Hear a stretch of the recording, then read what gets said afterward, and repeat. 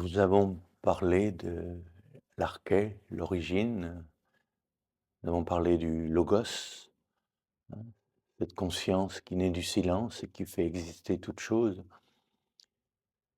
Il faudrait parler aussi du théos, puisque cette première ligne du prologue de Saint Jean nous dit que le logos, l'information créatrice, est pros ton théon.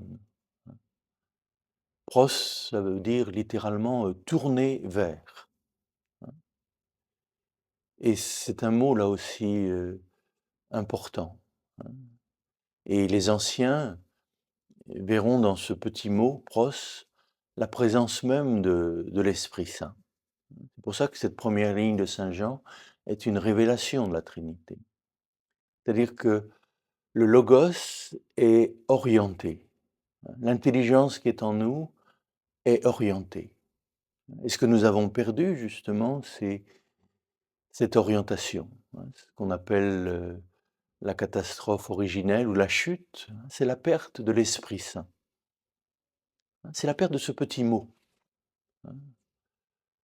C'est la perte aussi, on pourrait dire, pros, certains ont pu le traduire aussi par éros. Au commencement, donc il y a le logos, et ce logos, c'est aussi un éros, c'est-à-dire oui, un désir. Un désir du théos, un désir de Dieu, un désir de la vision, un désir de lumière. On connaît tous ce qu'on appelle l'éros physique, l'éros charnel qui désire hein, dans notre corps un autre corps, hein, du désir matériel, physique. Il y a aussi en nous un désir affectif, hein, ce qu'on appelle l'éros psychique, hein, l'éros de la psyché, c'est-à-dire que tout être est habité par le désir d'aimer et d'être aimé, un désir de relation. Il y a aussi en nous un désir de vérité, eros noétique, hein. Si on écoute, le logos qui est en nous, il est orienté vers la connaissance. Il s'agit d'aller au bout de notre raison pour découvrir ce qui accomplit la raison et qui est au-delà de la raison. Il y a un eros noétique, mais il y a aussi un eros pneumatique. Et c'est de cet éros-là dont il est question dans cette première ligne du prologue de Saint Jean. Le logos, la conscience, est tournée vers le théos. C'est le désir de la lumière. C'est le désir de Dieu qui est en chacun de nous. L'éros pneumatique. Et ce que le Christ vient nous rendre, c'est là tout son enseignement, il vient nous redonner l'Esprit Saint que nous avons perdu, cet éros pneumatique. Et il vient nous rendre ce désir de Dieu, ce désir qui conduit vers l'union à Dieu. Et là, à côté de ce mot théos, je crois qu'il faudrait aussi méditer longuement ce mot théos, qu'on traduit par Dieu. Le logos est tourné vers Dieu. Ce mot théos, en grec, vous le retrouvez dans le mot théoria, dans le grec de Platon, par exemple. La théoria, c'est la contemplation. C'est pas la théorie au sens réductif du terme, de nouveau, mais c'est la contemplation de la lumière. C'est-à-dire que notre intelligence est faite pour contempler la lumière. Le désir, il y a en nous un désir de vision, un désir d'éveil. Donc au commencement, le logos, ce logos habite toute chose et habite la conscience humaine et tourne toute chose vers la lumière. Si les plantes n'étaient pas habitées par le logos, elles ne se tourneraient pas vers la lumière. Une plante, on le sait davantage aujourd'hui, se nourrit essentiellement de lumière.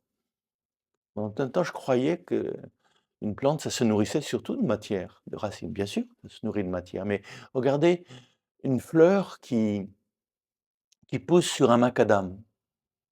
Il n'y a presque pas de matière. c'est bien le rappel qu'elle se nourrit de lumière. Hein. Donc une plante, elle est tournée vers la lumière. Elle est prostantheon, elle cherche cette vision de la lumière. Et nous avons perdu ce bon sens des arbres, ce bon sens des fleurs, le bon sens du coquelicot, hein, qui se laisse ensoleiller et qui, dès qu'il apparaît, se tourne vers la lumière. Ce mot théos sera traduit en latin par le mot dies, par le mot deus, qui vient du mot dies, c'est-à-dire le jour. Qu'est-ce que je dis quand je dis Dieu? Je parle de la lumière, je parle du jour. Je parle justement de ce qui est invisible. La lumière, c'est ce qu'on ne voit pas, mais c'est ce qui nous permet de voir. Croire en Dieu, c'est croire en cette réalité de la lumière qui nous habite. Vous vous en souvenez, ce que les anciens appelaient un athée, athéos, justement, sans Dieu. Et un athée, c'est quelqu'un qui souffre d'une maladie des yeux. C'est quelqu'un qui ne voit pas la lumière. Quelqu'un qui voit les choses, mais qui ne voit pas la lumière qui lui permet de voir les choses. Qui ne voit pas la lumière dans laquelle apparaissent les choses. Qui ne voit pas la lumière et qui est au cœur même de la matière, puisque la matière est cette vitesse la plus lente, la plus dense de la lumière. Donc, le logos, cette intelligence, cette conscience qui est en nous, est habité par ce désir de la vision, ce désir de la lumière. Et c'est triste, c'est dommage de se priver de ce désir-là, de cet éros pneumatique. C'est une maladie grave, hein, que de se priver de la vision, d'être athéos, d'être sans vision. Parce que cela a des conséquences graves. Quand on ne voit plus la lumière dans les êtres et dans les choses, on la réduit à l'état d'objet. C'est-à-dire, si on ne voit plus la présence de Dieu dans un être humain, si on ne voit plus la lumière dans un être humain, on le réduit à être une chose. Et on le traitera de vermine, on le traitera d'ordure, ou, hein, on passera à côté, hein, de son identité véritable. Et ce que nous redonne l'Esprit Saint, c'est pour ça qu'il s'agit sans cesse de demander l'Esprit Saint, de demander ce petit prostantheon, cette orientation, c'est ce qui nous permet de voir la présence du divin, la présence de Dieu en toute chose. Une lumière dans le moindre vermisseau, une lumière dans l'arbre, dans la coccinelle, dans la pierre, et bien sûr, une lumière, une présence qui habite tous les êtres humains. Au commencement, le logos est pros, orienté vers le théos. Et le théos, le deus, c'est aussi une traduction de Yod et Vav E, le nom innommable, irreprésentable, ces 4 lettres du tétragramme, que certains diront proches de la racine du verbe être, ayez, hacher, ayez. C'est être tourné vers l'être, vers le réel.